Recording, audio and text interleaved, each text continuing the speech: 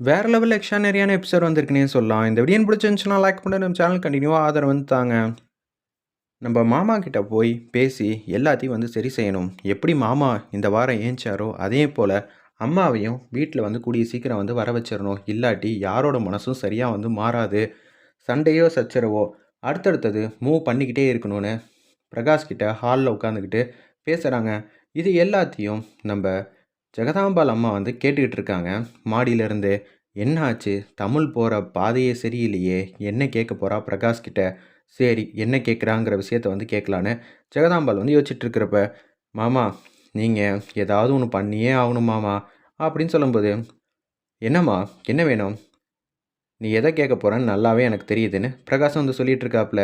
என் தங்கச்சி இந்த வீட்டில் வந்து தங்க வைக்கணும், அவ்வளோதானே, நான் ஏற்பாடு பண்ணுறேன். அம்மா என்ன எப்பொழுதுமே வந்து எது செஞ்சாலும் தடுக்க மாட்டாங்க. அது மட்டும் இல்லாமல் 25 வருஷம் கழித்து நான் வேற வந்திருக்கேன். அப்படி இருக்கும்போது கண்டிப்பாக நான் சொன்னால் எங்கள் அம்மா கேட்பாங்கங்கிற மாதிரி ஜானு வந்து கேட்ட உடனே கடுப்பாயிட்டாங்க. அந்த இடத்துல வேக வேகமாக இவங்க பேசுனது எல்லாத்தையும் தெரிஞ்சுக்கிட்டு படியிலேருந்து கீழே இறங்கி வராங்க. அந்த இடத்துல பிரகாஷ், நீங்கள் 2 பேரும் என்ன பேசுனீங்க எல்லாத்தையும் கேட்டுட்டு தான் வந்தேன். சும்மா வந்து மழுப்பாத, கூட்டு களவாணித்தனம் பண்ணுறீங்களா? இது உனக்கு தேவையா பிரகாஷ்? ஒருத்தவங்கள ஒதுக்கி வச்சுட்டா அது அவ்வளோதான். திருப்பி அவங்க கூட வந்து நம்ம பழையபடி ஒட்டலாம் முடியாது. ஞாபகம் வச்சுக்க, நீ என் பையனா இருந்தாலும் நான் சரியான நேரத்தில் எல்லாருக்கும் ஒரு சந்தர்ப்பம் கொடுப்பேன். அதை பயன்படுத்திக்கலன்னா அப்புறம் அவ்வளோதான். அவ நமக்கு நம்பிக்கை துரோகம் செஞ்சுட்டு உன்னை இவ்வளோ நாளாக வந்து கஷ்டப்படுத்தியிருக்கிறவள நீ வேணா பெருந்தன்மையாக வந்து மன்னிக்கலாம் பிரகாஷ். நான் எக்காலத்துலேயும் மன்னிக்க மாட்டேன். அவளை இந்த வீட்டு வாசலை மிதிக்க விட மாட்டேன். அப்படி மிதிச்சான்னு வச்சுக்கியேன், அதுக்கப்புறமேட்டுக்கு நான் என்ன செய்வேன்னு எனக்கே தெரியாது. தமிழ், நான் திருப்பியும் இந்த வீடு ஃபுல்லாக சந்தோஷமாகவும் நிம்மதியாக இருக்குன்னா அதுக்கு காரணம் நீ தான். குடும்பத்தை ஒற்றுமையாக்கணும், சேர்த்து வைக்கணும்னு நானும் படித்து படித்து சொல்கிறேன். வேண்டாம் வேண்டான்னு நீ கேட்காம பிரகாஷ் மூலியமா காரியத்தை சாதிச்சிடலாம் நினைக்கிறியா? உன் அத்தைக்காரி ஆல்ரெடி உன் மேலே உச்சக்கட்ட கோவத்தில் இருக்கா. சிபியும் அது போல தான் இருக்கான்.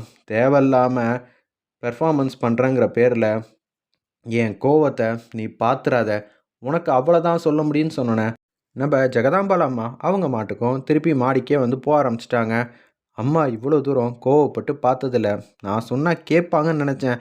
அந்த அளவுக்கு என் தங்க மேலே கோவமாக இருக்காளே, இப்போ என்ன பண்ணுறது தமிழ், ஒன்றும் புரியல. ஆமாம், நம்ம பேசுனதை வேற கேட்டுட்டாங்க. உங்களை வேற சேர்த்து வந்து திட்டிட்டு போகிறாங்க. என் மனசுக்கே கேட்கல. என்னால் தானே மாமா இப்படியெல்லாம் நடக்குது. வேணாம், அப்படியே விட்டுறலாம். அம்மா சொன்னால் சொல்லிட்டு போகிறாங்க. அதெல்லாம் கண்டெல்லாம் நம்ம அதிரடி காட்டாமல் விடக்கூடாது. என்ன, இந்த வீட்டுக்கு தானே வரக்கூடாதுன்னு சொல்கிறாங்க. இன்றைக்கி யாருமே வந்து சமைக்க வேணாம். வீட்டில் முத்தம்மாட்ட வந்து சொல்லிவிடு. நம்ம ஹோட்டல்லேருந்து சாப்பாடு வந்து வர வைப்போம். பரிமாறுறதுக்கு உங்கள் அம்மாவையே கூப்பிடுவோம். என் தங்கச்சியே வந்து கூப்பிடுவோம். அதுக்கப்புறம் என்ன செய்கிறாங்கங்கிறத பொறுத்திருந்து பார்த்துக்கலாம் அப்படின்னு சொல்கிறாங்க. வேண்டாமாம்மா, இன்னைக்கு தான் கோவப்பட்டிருக்காங்க. உடனே அடுத்ததெல்லாம் அதிரடியான முடிவெடுத்தா சரி வராது. தமிழ், உனக்கு ஜெகதாம்பால ஒரு சில வருஷமாக தான் தெரியும். ஆனால் எனக்கு 40 50 வருஷமாக தெரியும். அம்மாவுக்கு என்ன மாதிரி முடிவை எப்பப்போ எடுப்பாங்கன்னு நல்லா தெரியும். அவங்க கோவப்படுறப்ப தான் நம்மளால் சாதிக்க முடியும். அவங்க அன்பா பாசமாக வந்து ஆனதுக்கப்புறமேட்டுக்கு நம்ம பேசுனா சரிப்பட்டு வராது. அம்மா இப்போ கோவப்பட்டுட்டாங்கல்ல, நான் அடுத்தது என்ன செய்வேன்னு அம்மாவுக்கு நல்லாவே தெரியும். அதனால் இந்த பிரச்சனையை என்கிட்ட விட்டுரு. நானா இல்லை ஜெகதாம்பாலான்னு ரெண்டில் ஒன்று பார்த்துட்றேன்.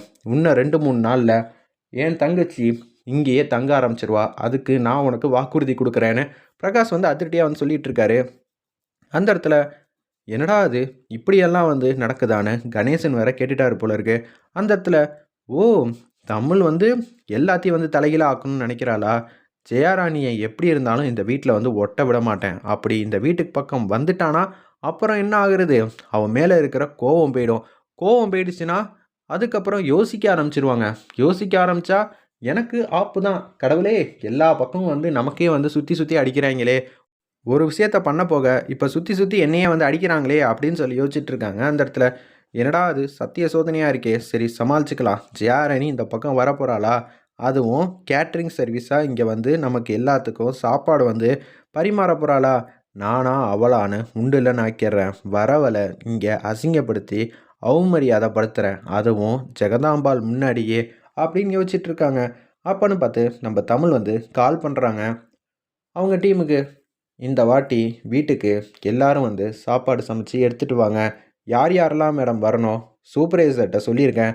அவங்க 4, 5 பேர வந்து கூட்டிட்டு வருவாங்க. வீட்டுக்கு வாங்க சரிங்களா? அப்படின்னு சொல்லும்போது, எதுக்காக?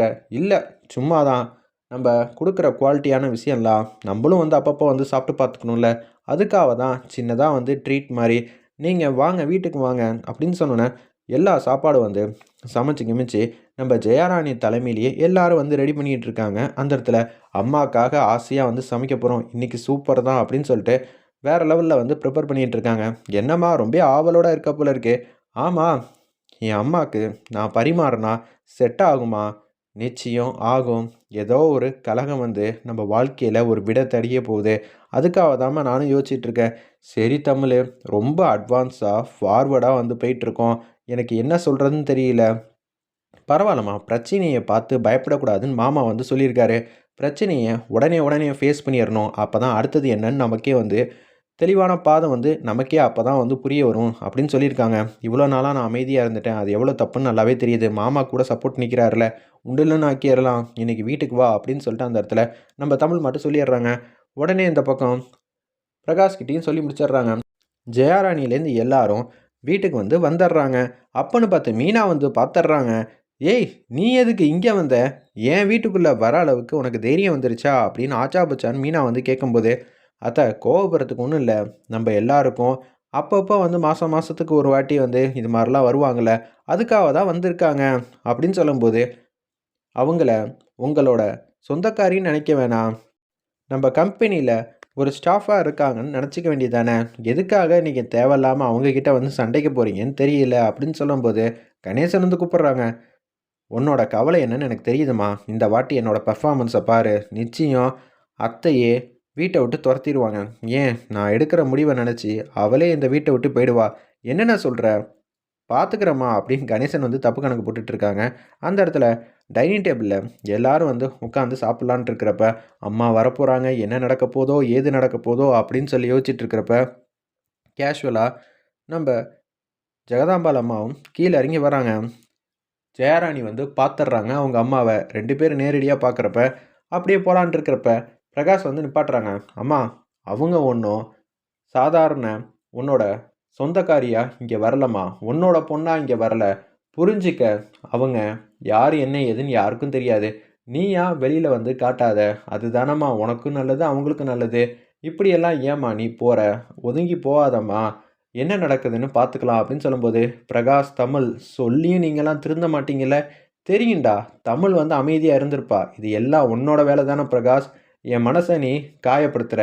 அதுவும் உனக்காக தான் நான் கோவத்திலேயே இருக்கேன்.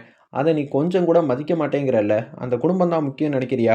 அம்மா, எனக்காகம்மா. நம்ம எல்லாரும் இப்ப தான் ஒத்துமையா ஒரே இடத்துல உட்காந்து சாப்பிட போறோம். தயவு செஞ்சும்மா அப்படின்னு சொன்னோனே, அவங்க அம்மாவ சமாதானப்படுத்தி அப்படியே டைனிங் டேபிள்ல உட்கார வச்சுட்டாங்க.